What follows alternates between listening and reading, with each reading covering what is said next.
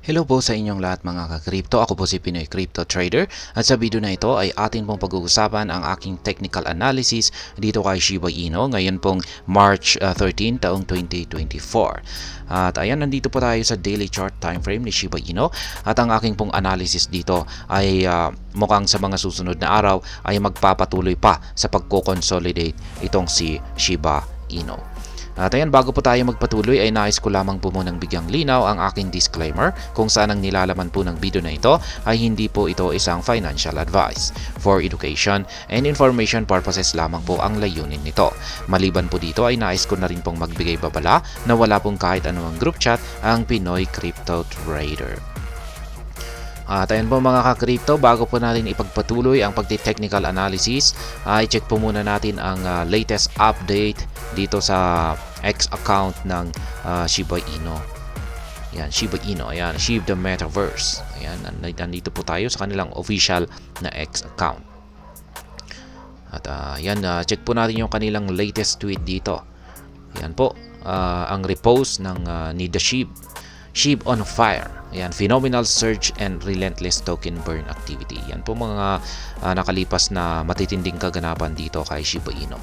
Yung kanilang patuloy na pagsusunog, yan, tuloy-tuloy lamang na pagsunog at yung naranasan po nitong na phenomenal surge yan sa presyo nitong si Shiba Inu nitong mga ilang nakalipas na araw. Kaya ayan, ngunit kung check po natin yung ranking ni Shiba Inu dito kay CoinMarketCap. Ayan, bumalik po siya sa top 11. Ayan. At muling si Avalanche ay nasungkit po niya ulit ang top 10. Ayan, bumaba po kasi yung market cap ni Shiba Inu. Mula po sa ayan, yung kanilang difference po ay 20.2 billion dollars dito kay Avax or Avalanche. 19.2 billion dollars naman dito kay Shiba Inu. Yan, pero hindi naman malayo yung kanilang difference. Kaya mukhang nagkakaroon po sila ng matinding labanan. Yan, sa pwesto sa 10th spot na ito. Kaya malay natin baka sa mga susunod na araw ay mas muling makabalik itong si Shiba Inu dito sa top 10. Kaya ayan, yan po ang dahilan kung bakit bumabagsak itong si or nagko-consolidate itong si Shiba Inu or nahihirapan po siyang magpatuloy sa kanyang pag-akyat kasi bumababa po kasi yung kanyang market cap.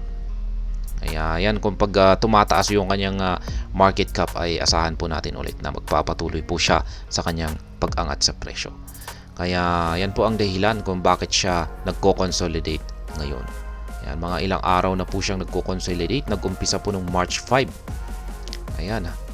At hanggang ngayon ay kaya base po sa aking analysis ay hanggang ngayon ay makakaranas pa rin po siya ng consolidation. Yan, at posibleng ito pa ay magkaroon ng correction or retest dito sa ating support line dito sa ibaba. Yan, dito po sa 40 digits 27.75. Kaya ayan po ang posibleng magiging performance ni Shiba Inu sa mga susunod na araw. Pero ayan, yung ating Halswit indicator naman po rito ay nananatiling bullish po yung kanyang ipinapakitang signal. Ayan, uptrend pa rin po tayo dito sa ating Halswit indicator. Ibig sabihin ay maski nakakaranas po siya ng consolidation ngayon, ay sa bandang huli ay ito pa rin ay magpapatuloy sa kanyang uptrend or aakyat pa rin po siya. Kaya sa madaling salita ay talagang sinusubukan po talaga niyang basagin ang 40 digits 36.51 na resistance line natin dito, at kung pag nagawa po niya basagin ito ay ayan, dyan na po siya ulit magpapatuloy sa kanyang pag-akyat. Kaya ayan po ang ating Halswit indicator. Ayan, bullish pa rin po naman yung ating signal dito. Ngayon dito naman po sa ating QQE mode indicator ay ayan po kasi nakikita natin na yung mga sukat na nabubuo dito sa ating QQE mode indicator ay lumiliit yung kanyang sukat. Nagpapakita po ito na talagang nanghihina yung mga nagkakaroon po ito ng senyales na unti-unting humihina ang puwersa ng mga bulls. Kaya yan po ang dahilan kung bakit nagko-consolidate or hanggang consolidation ang price performance or price actions ni Shiba Inu. Ang gusto po nating mangyari rito ay yung gusto po nating makita rito sa mga nabubuong QQE bars ng ating indicator ay yung lumalaki yung kanyang sukat. Kaya kung pag lumalaki, mapapansin natin na kapag biglang lumalaki yung mga nabubuong QQE bars natin dito, ay dito na po mag-uumpisa na magpapatuloy sa pag-akyat itong si Shiba Inu.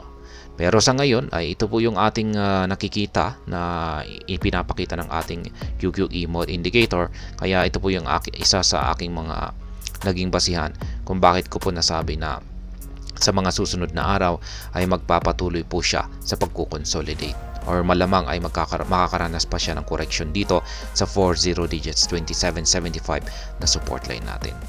Pero wag po tayo mag-alala dahil sa bandang huli ay uptrend pa naman po tayo at mukhang kumukuha lamang po ng sapat na buwelo itong si Shiba Inu para basagin ang 40 digits 3651 na resistance line natin dito kasi mukhang talagang matibay po ito. Check naman po natin yung ating weekly chart time frame. Ayan naman po. At least dito naman po sa ating weekly chart time frame ay maganda po yung ating signal dito, yung ipinapakita ng ating indicators dito. Yan, mapapansin natin na yan, malusog pa rin yung ating Halswit indicator dito. At yung ating mga QQE bars na nabubuo rito ay ayan, lumalaki po yung kanyang sukat. Kaya pagdating po rito sa ating weekly chart time frame ay bullish na bullish pa rin po yung ating signal dito. Kaya ayan yung consolidation dito. Yan, or correction dito sa ating daily chart time frame ay masasabi kong pansamantala lamang po ito. Yan, at darating din po yung araw na makakabawi itong si Shiba Inu at ito ay magpapatuloy sa kanyang pag-akyat sa presyo. At ayan, hanggang dito na lamang po tayo sa video na ito. Sana po ay inyong nagustuhan ang aking paliwanag dito. Kung inyo po itong nagustuhan, pakiclick lamang po ang like button nito. Para naman po sa mga bago lamang dito, kayo po ay aking inaanyayahan para mag-subscribe. Pakiclick na rin po ang bell icon nito dahil ito po ang siya magsisilbing notification nito sa mga bago kong videos na akin pong ina-upload sa aking YouTube channel na ito. Marami pong salamat sa panunood. Ingat po tayo lagi at God bless po sa ating lahat.